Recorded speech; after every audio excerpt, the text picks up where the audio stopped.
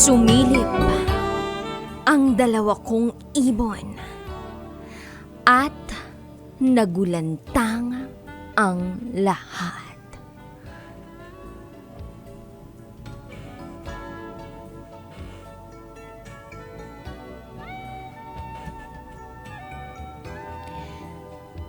Good day sa favorite kong DJ sa balat ng lupa. The one and only Basa Princess, DJ Rakitera. Isa ako sa mga listener ng programa mo. Lagi akong nakasubaybay, lalo na tuwing Biyernes. At syempre, gusto ko ring ibahagi ang kakalog-kalog at scandalous kong SPG. Itago mo ako sa pangalang Beth Logan. At ito ang aking SPG, as in super Pagner secret file.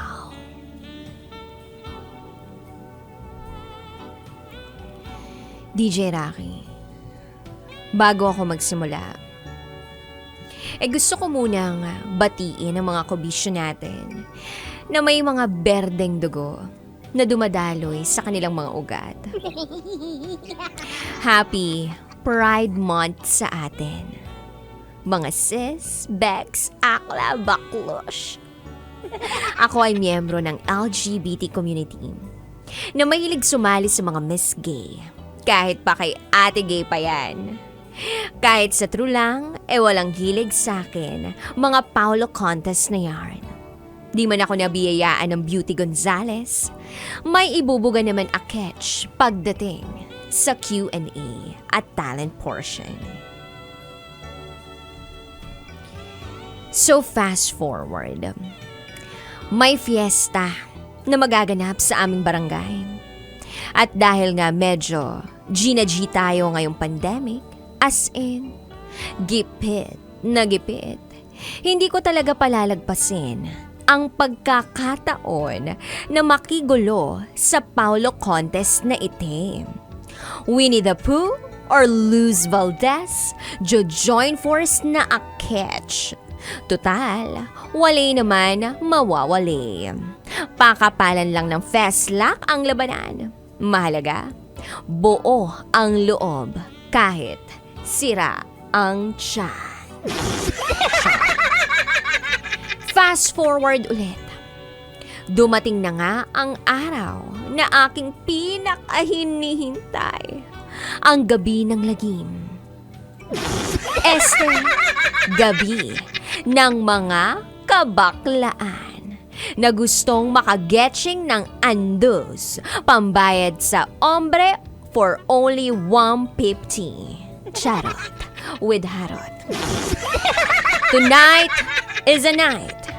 Kaya naman niredy ko na ang aking bagelya na may laman na makeup at mga outfitan na gagamitin ko kay Paulo Contest.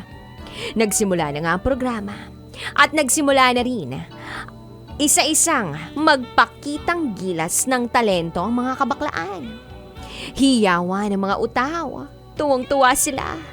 Aliw na aliw. Tapos eto na. Nung ako na ang tawagin sa stage, palakpakan, sigawan din ng mga utaw. Karamihan doon, mga hakot kong dabarkads at mga kamag-anak. Baka kasi may puntos yung audience impact. At nagsimula na ngang patugtugin ang sasayawin ng lola ninyo. Nagulantang ang mga utaw nang alisin ko na ang tela na nakabalot sa aking katawan. At nakita nila ang two-piece kong outfitan. Parang nasa beach lang ang rampage. Ayan, ayan, ayan. Tuloy lang ang giling ko, DJ Rocky. Mas ginaganahan kasi akong sumayaw pag nakikita kong masaya ang mga utaw. Pero sa kalagitnaan ng aking paggiling at pagsayaw, biglang may hindi inaasahang pangyayari. May 2 ulong kalbo ang sumilip sa pagitan ng aking mga hita.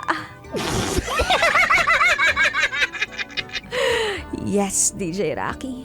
Sumilip ang 2 ibon. Pero sabi nga nila, dapat the show must go on.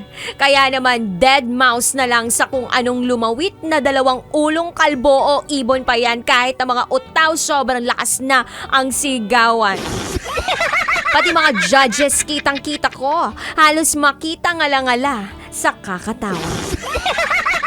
Tinapos ko pa rin ang performance ko, DJ Rocky. Kahit pa nakakahiya na nakakatuwa. Nakakahiya kasi ang daming mga kamera na nakakuha ng video sa pagsasayaw ko. Pero nakakatuwa kasi kahit gano'n ang nangyari, marami pa rin akong napasaya. Maraming nilabasan ng ngiti sa kanilang mga labi. At hindi ko man naiuwi ang corona. Nakapag-uwi pa rin naman ako ng consolation prize. Pambayad ng 150 sa ombre. Charot with harot. Kaya kayong mga tulad kong sumasali sa Paulo Contest, siguraduhin nyo na mahigpit ang pagkakatali ng inyong ari-arian. Para walang masilip na katotohanan. Hanggang dito na lang po, DJ Rocky. Muli, ako, si Beth Logan. At ito, ang aking SPG. As in, super. Back Secret 5.